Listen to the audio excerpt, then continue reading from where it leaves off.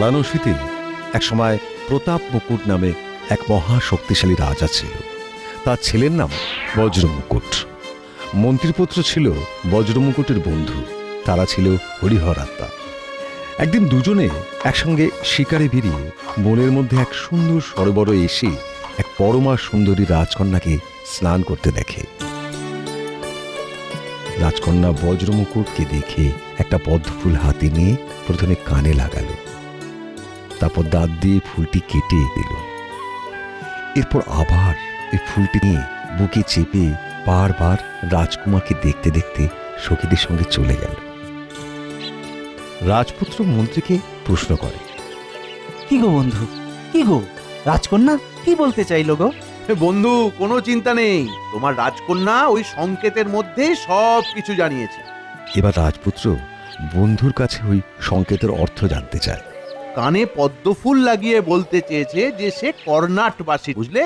আর দাঁত দিয়ে ফুল কেটে বলতে চেয়েছে যে সে দন্তবাট রাজার কন্যা। আর ফুলটাকে বুকে চেপে ধরার মানে হলো রাজকন্যার রাজপুত্রের কথা মনে থাকবে।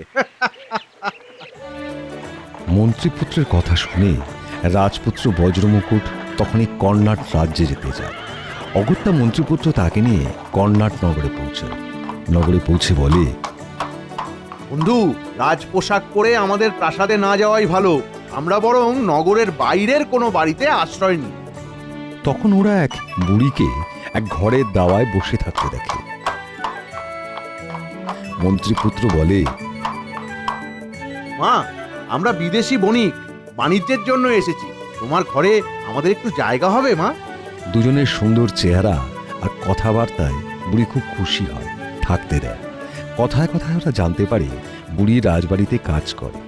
বুড়ি বলে রাজকন্যা পদ্মাবতী তাকে খুব ভালোবাসে, রাজকুমারীর কাছে সে প্রায় দিনই যায়। এই কথা শুনে রাজকুমারী বুড়িকে বলে, মা, কাল যখন আপনি রাজকুমারীর কাছে যাবেন তখন তাকে বলবেন বনের মধ্যে সরোবরের কাছে যে রাজকুমারকে সে দেখেছিল সে এসেছে। বুড়ি রাজকুমারীর কাছে গিয়ে জানায় রাজকুমারীর কথা। সব শুনে রাজকুমারী বুড়ির গালে চন্দন মাখা হাতে দুই গালে চড় মারে। বুড়ি ফিরে এসে জানায় সে কথা।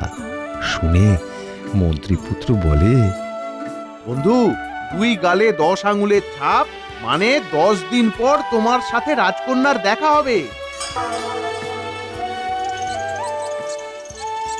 10 দিন পর কৃষ্ণপক্ষ, আর সেই কৃষ্ণপক্ষের রাতে বুড়ি আবার গেল রাজকন্যার কাছে। আবার রাজকুমার বজ্রমুকুটের কথা বলতেই পদ্মাবতী বুড়িকে খিড়কির দরজা দিয়ে বার করে দিল। বুড়ি ফিরে এসে সেই কথা আবার রাজপুত্র আর মন্ত্রীপুত্রকে জানায়। আজ তোমার মনের ইচ্ছা পূর্ণ হবে বন্ধু, রাজকন্যা আজ রাতে তোমাকে খিড়কির দরজার কাছে যেতে বলেছে। আমি এখনই কর্ণাট রাজ্যে যাব।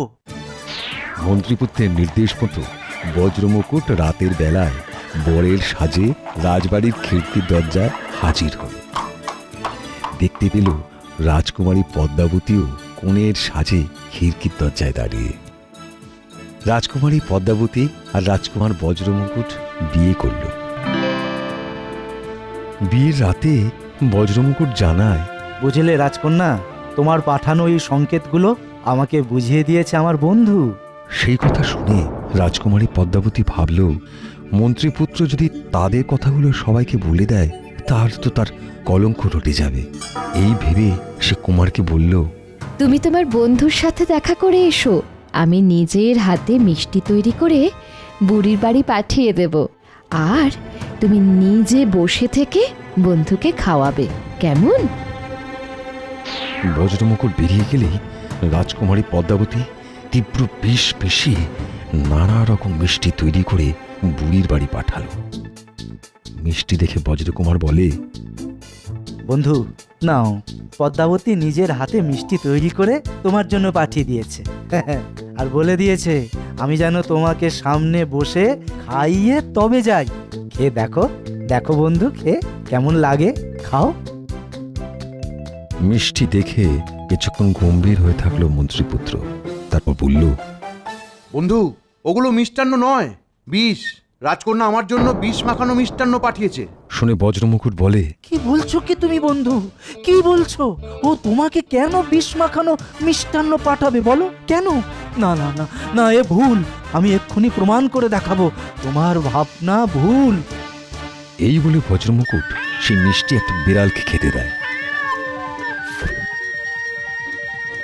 এবং বিড়ালটি মারা যায়। এটা দেখে বজ্রমুকুট খুব রেগে যায়, বলে, না না না না, এই এমন রাক্ষসীর মুখ দেখাও পাপ। আমি তার সঙ্গে কোনো সম্পর্ক রাখবো না। না না বন্ধু, সেটা উচিত হবে না। ওকে যেভাবেই হোক আমাদের রাজ্যে নিয়ে যেতে হবে। তুমি এক কাজ করো, রাজকন্যাকে গিয়ে বলো তোমার মিষ্টি খেয়ে আমার বন্ধু ঘুমিয়ে পড়েছে। অনেকক্ষণ বসে থেকে ও তার ঘুম ভাঙলো না। এদিকে রাতে যখন রাজকন্যা ঘুমিয়ে পড়বে তখন তার গায়ের সমস্ত গয়না খুলে নিয়ে তার বাঁ পায়ে বট পাতার চিহ্ন এঁকে দিয়ে তুমি চলে এসো। বজ্রমুকুট বন্ধুর নির্দেশ মতো সব কাজ করে বুড়ির বাড়িতে ফিরে এলো। পরদিন সকালে মন্ত্রীপুত্র শ্মশানে গিয়ে এক যোগী সাজলো। তারপর বজ্রমুকুটকে বলল, বন্ধু, তুমি নগরে গিয়ে রাজ শ্যাকরার কাছে এই গয়না বিক্রি করবে, আর যদি কেউ তোমাকে চোর বলে ধরে তবে তাকে তুমি আমার কাছে নিয়ে এসো। তারপর বজ্রমুকুট বন্ধুর কথা মতো ওই গহনাগুলো নিয়ে রাজ শ্যাকরার কাছে বিক্রি করতে গেল। শ্যাকরা গহনাগুলোকে দেখে চিনতে পারল এবং বজ্রমুকুটকে চোর ভেবে রাজামশাইয়ের কাছে নিয়ে গেল।